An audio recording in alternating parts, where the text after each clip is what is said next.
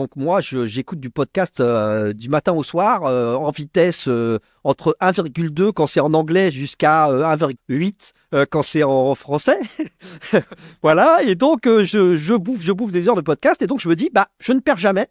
Je vais monter mon propre podcast, le podcast des entrepreneurs, puisque à ce moment-là, l'idée est de me dire, je veux transmettre, voilà, je veux partager et je vais aller à la rencontre d'entrepreneurs sous une forme d'interview. On va interviewer tout type d'entrepreneurs, femmes et hommes, et puis passer avec eux un moment. Le podcast s'avère quelque chose d'assez naturel pour moi quand j'y réfléchis, parce que je me rends bien compte que quand même une conversation orale avec quelqu'un, ça crée un lien intime très rapide.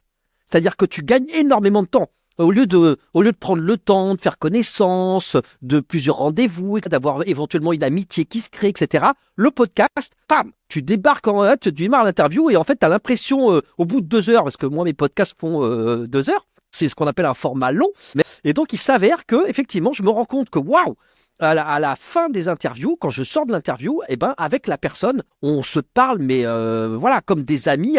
C'est parfois la première fois qu'on vient de se parler, de faire connaissance, mais je me rends compte que l'intensité, l'intimité est vraiment là. Et donc, voilà, ça va être en mai 2022.